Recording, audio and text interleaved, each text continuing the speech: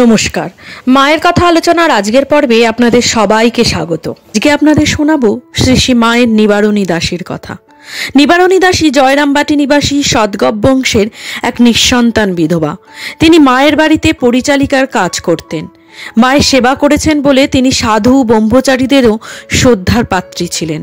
মৃত্যুর কয়েকদিন আগে পর্যন্ত তিনি মায়ের ভোগের বাসন মেজেছেন। সাধুদের অশেষ নিষেধ সত্ত্বেও তিনি প্রাণের আকুতিতেই মায়ের সেবা হিসাবে ওই কাজ করতেন। 1965 সালে পুরুলিয়ার আদ্রা থানায় ওসি দেবদাস মুখোপাধ্যায় জয়রামবাটিতে তার কথা শোনেন এবং সেই মাতৃস্মৃতি তিনি তার ডায়েরিতে লিখে রাখেন। 1992 সালে প্রয়াত দেবদাস মুখোপাধ্যায়ের ডায়েরি থেকে এই স্মৃতিকথাটি সংগৃহীত হয়েছে। স্বামী ঈশানানন্দকৃত মাতৃ সান্নিধ্যে গ্রন্থেও নিবুঝির উল্লেখ পাওয়া যায়। সেই নিবুঝি এই নিবারণ দাসী। মায়ের কথা বলার কি ক্ষমতা আছে আমার? আমরা কি তখন কিছু বুঝতাম? আমরা প্রথমে বলতাম বামুন দিদি। আমি যখন তার কাছে আসি তখন আমার বয়স বেশি নয়, 24-25 বছর হবে হয়তো। আমার স্বামী বারুইয়ের কাজ করত।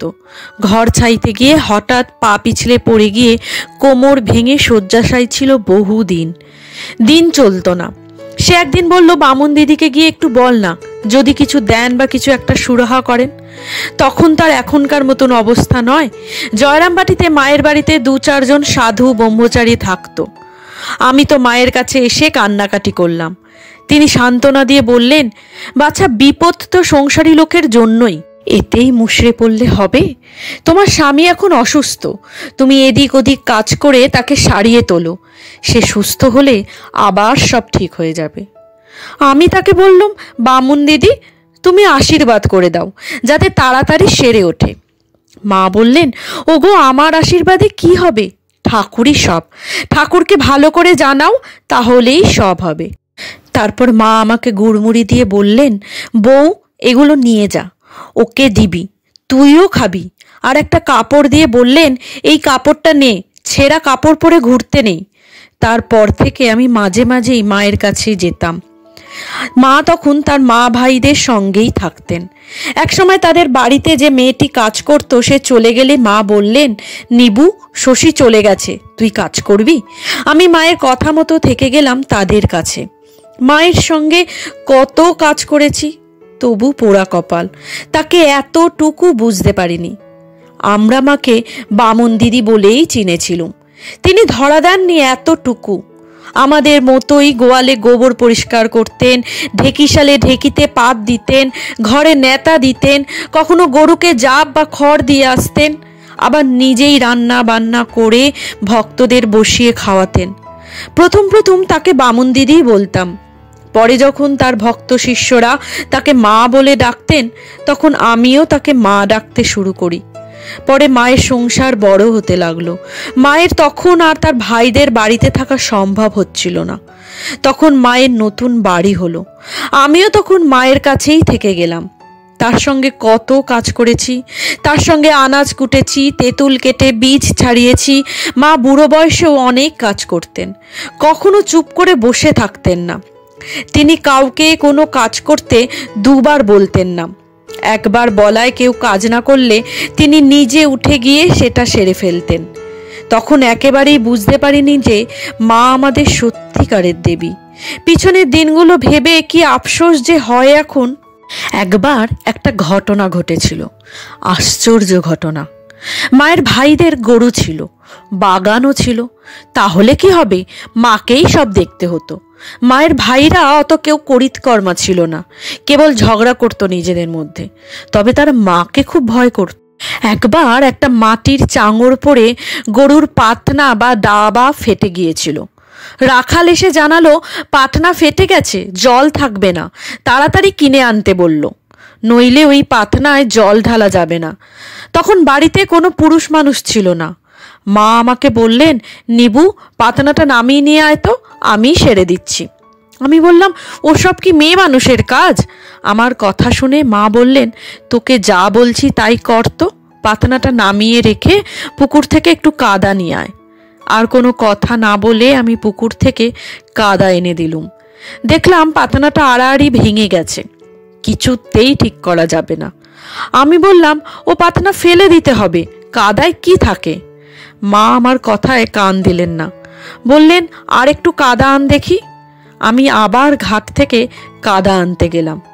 ফিরে এসে দেখি গোটা পাতনাটা সারানো হয়ে গেছে। আমি কাদা এনে বললাম, এ কি গো, তুমি তো ঠিকই করে ফেললে, তা এর মধ্যেই হয়ে গেল, কি করে সারালে? মা হেসে শুধু বললেন, তুই যে বলেছিলি ও হবে নি, এবার দেখ তো। আমি তো দেখেই অবাক।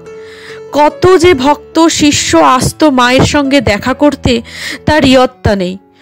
কোনো দিন মা বলতেন, নিবু, পাটা ধুয়ে দে তো, কেমন যেন জ্বালা করছে, যত সব পাপ করবে আর এখানে এসে ঢেলে দেবে। মরে গেলাম রে, মরে গেলাম। তখন মায়ের পায়ের বাতটাও বেড়েছিল। বাতের ব্যথায় উপকারী বলে গায়ের বাইরে থেকে আকন্দ পাতা এনে উনুনে ঝিকের পাশে রেখে সেগুলো গরম করতাম। তারপর সেই পাতাগুলো হাঁটুর ওপর চাপিয়ে দিতাম। তাতে তার বাতের ব্যথা কিছুটা কমতো। এখন ভাবি, চিনতে যদিও পারিনি, তবে তার সেবা করতে তো পেরেছি। তিনিই সেবা করিয়ে নিয়েছেন। তার চরণ স্মরণ করেই বসে আছি, কবে তিনি ডেকে নেবেন। আর তার জন্যই এই মরণকালেও হাঁপাতে হাঁপাতে একবার করে তাকে দেখতে আসি, আর তার ভোগের বাসনটা মেজে দিয়ে আসি। আগের মহারাজ তো আমাকে দেখেছেন বহু বছর ধরে। এখনকার মহারাজরাও আমাকে খুব ভালোবাসেন। আমাকে আসতে মানা করেন, বলেন, বুড়ি মা হোঁচট খেয়ে কোথায় পড়ে যাবে, আর কিছু করতে হবে না। কিন্তু মন যে মানে না। ভাবি, চোখ থাকতে মাকে চিনতে পারিনি, প্রাণ থাকতে তার এইটুকু সেবা করে জীবন সার্থক করি। ভাবি, তাকে ছুঁয়েছি, অনেক সময় ঝাঁজ দেখিয়ে বলেছি, আর হবেনি, এই তো করে দিলুম। আজ সেসব ভেবে কি যে কষ্ট হয় তা কি করে বোঝাবো। মায়ের কথা ছিল খুবই মিষ্টি, সেই মধুমাখা কথা এখনো কানে বাজে। মা একদিন আমাকে বলেছিলেন, মা, কখনো চুপচাপ বসে থেকো না, কিছু না কিছু কাজ করবে। একটা কিছু কাজ নিয়ে থাকতে হয়, নইলে অলস মনে নানা চিন্তা এসে ভিড় করবে। শ্রী শ্রী মায়ের অপার স্নেহ, জাতি, বর্ণ, দোষ, গুণ, সাংসারিক অবস্থা ইত্যাদি দ্বারা নিয়ন্ত্রিত হতো না।